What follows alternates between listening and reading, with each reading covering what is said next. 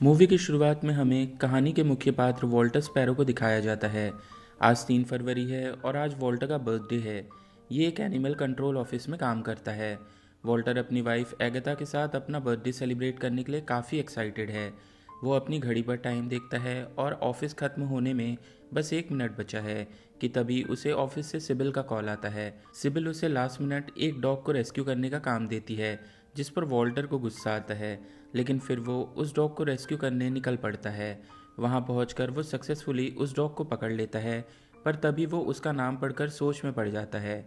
इतने में वो डॉग उसके हाथ से छूटकर भाग जाता है और लॉरा नाम की एक लड़की के कॉफिन के पास जाकर रुक जाता है। दूसरी तरफ एगथा वॉल्टर के लिए केक बनाकर उसका एक बुक स्टोर के सामने वेट कर रही है। तभी अचानक उसकी नज़र वहाँ रखी एक बुक पर पड़ती है, जिसका टाइटल था नंबर 23। वो उस बुक को उठाकर उसे पढ़ने लगती है कि तभी वॉल्टर वहाँ आता है। वो देखते हैं कि ये बुक ऑब्सेशन के ऊपर है और फिर एगथा इस बुक को वॉल्टर के लिए एक बर्थडे गिफ्ट की तौर पर ले लेती है। इसके बाद ये दोनों अपने फैमिली मेम्बर्स के यहाँ वॉल्टर का बर्थडे सेलिब्रेट करने जाते हैं। वहाँ से वापस आकर वॉल्टर और एगथा अपने घर के बाहर ही रोमांटिक होने लगते हैं, ताकि उनका बेटा उन्हें डिस्टर्ब न कर सके। अगले दिन वॉल्टर अपने वर्क काउंसलर से मिलता है, क्योंकि उसे नेड ने काट लिया था। वो उसे एक दिन की छुट्टी देकर रेस्ट करने को कहती है। वॉल्टर अपना पूरा दिन उस बुक को पढ़ने में निकाल देता है। वो पढ़ता है कि फिंगरलिंग, जो कि इस बुक का मुख्य किरदार है, वो हमेशा से ही पढ़ने लिखने में अपना ज़्यादातर टाइम बिताता था।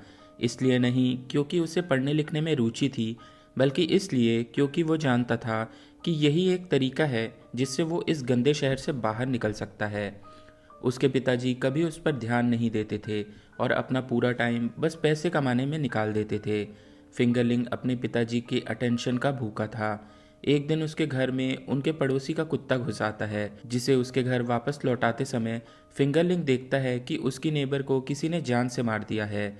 हालांकि पुलिस का कहना है कि ये एक आत्महत्या का केस है, लेकिन फिंगरलिंग जानता है कि ये एक मर्डर है। यही कारण था कि फिंगरलिंग बड़ा होकर एक डिटेक्टिव बनता है। हम देखते हैं कि एगथा वॉल्टर के पास आकर उसका हालचाल पूछती है, जिस पर वॉल्टर उसे कहता है कि मुझे लगता है कि फिंगरलिंग मेरे बचपन की कहानी बता रहा है।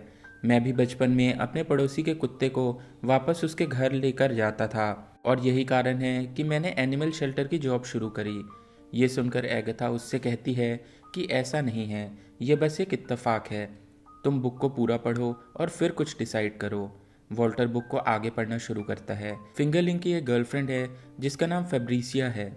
ये दोनों एक दूसरे से बेहद प्यार करते हैं और हमेशा रोमांटिक होते रहते हैं। अपने 32वें जन्मदिन पर फिंगरलिंग एक केस के सिलसिले में एक लड़की से मिलता है जो कि सुसाइडल है। वो उसे खुदकुशी करने से रोकता है।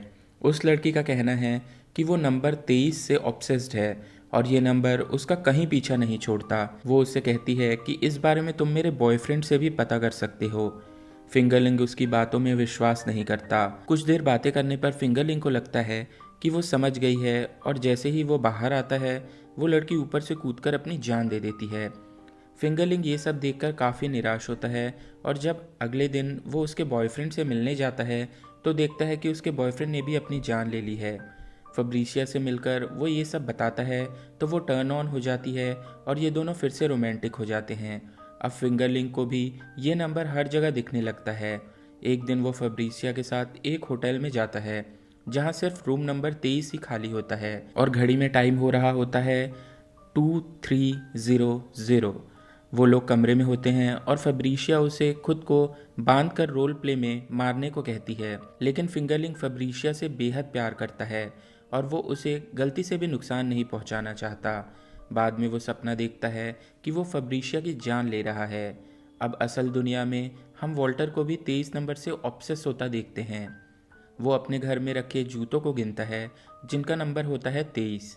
वो एगथा से कन्फ्रंट करता है कि वो इस बुक से कितना रिलेट कर सकता है। उसके नाम का नंबर भी 23 है, उसका सोशल सिक्योरिटी नंबर भी 23 होता है, और अब उसके घर का कलर भी बुक की तरह ही लाल होता है, जिसका कि मतलब 23 होता है।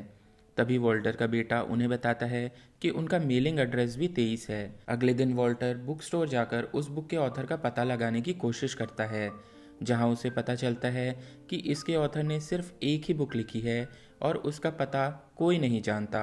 वॉल्टर फिर से बुक पढ़ता है, जहाँ पर फिंगरलिंग देखता है कि फेब्रिशिया के पास भी ठीक 23 जूते होते हैं। अब दूसरी तरफ एगथा वॉल्टर के ऑब्सेशन के कारण परेशान है। वो उसे उसके दोस्त से मिलने को कहती है। वॉल्टर का दोस्त उसे कहता है कि नंबर्स बस एक कॉन्स्पिरेसी थ्योरी होते हैं, तुम बुक को पूरा पढ़ो और तब तुम्हें भी इस बात का विश्वास हो जाएगा। फिंगरलिंग अपने बॉस के पास जाता है और उसे अपने साथ हो रही घटनाओं के बारे में बताता है। उसका बॉस उसे कुछ दिन का ब्रेक लेने को कहता है। जब फिंगरलिंग फेब्रिशिया के पास जाता है तो वो इस बात से खुश नहीं है। वो फिंगरलिंग से लड़ाई करती है और फिंगरलिंग फ्रस्ट्रेशन में उसके शूज़ बाहर फेंक देता है, क्योंकि उनका नंबर भी 23 होता है। ये देखकर फेब्रिशिया भी उस पर जूते फेंक कर मारती है। बाद में फिंगरलिंग फेब्रिशिया को अपने बॉस के साथ देख लेता है, जिससे उसे ये पता चल जाता है कि फेब्रिशिया उसे चीट कर रही थी और उसने उसे धोखा दिया है। वो ये भी नोटिस करता है कि उसके बॉस ने रेड टाई पहनी है, जिसका मतलब 23 होता है। फिंगरलिंग इमेजिन करता है कि वो अपने बॉस को खिड़की से बाहर फेंक कर मार देता है, लेकिन असल में वो ऐसा नहीं कर पाता।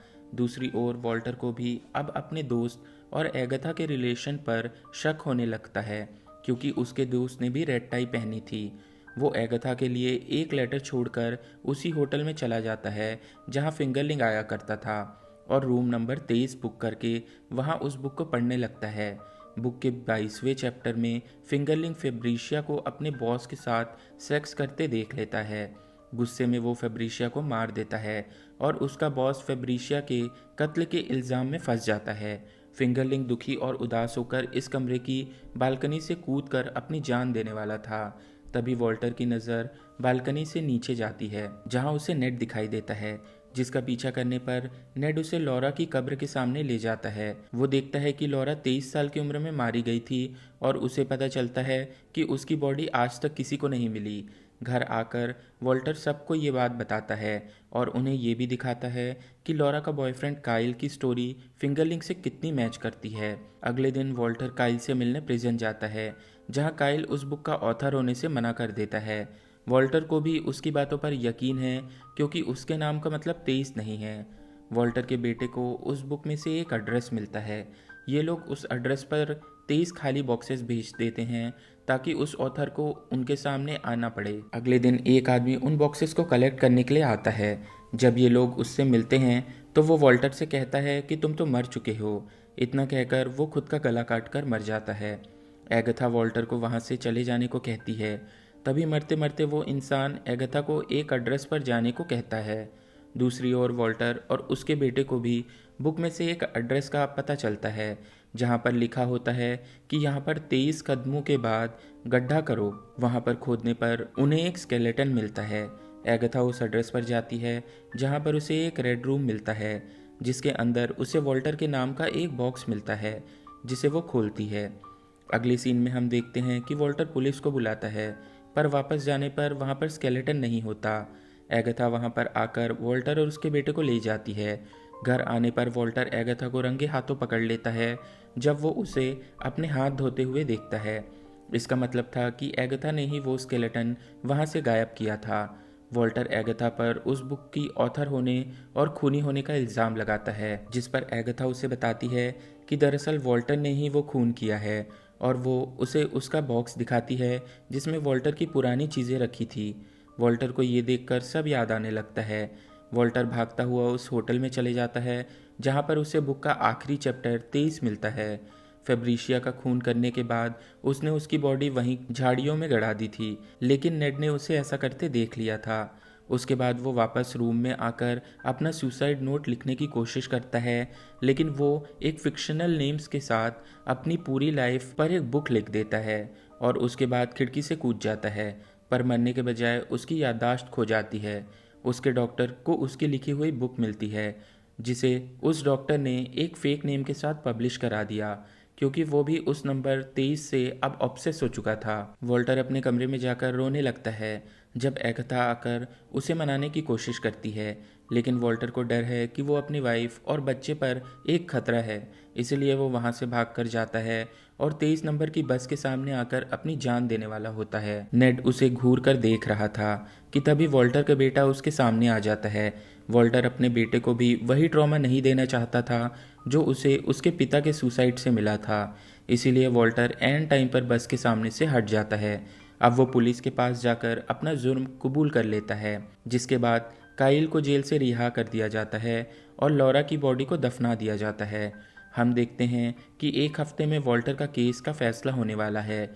वो अपने फैमिली के साथ पेशेंटली उस समय का वेट कर रहा है और घड़ी पर समय हुआ है 23। मूवी यहीं ख़त्म होती है।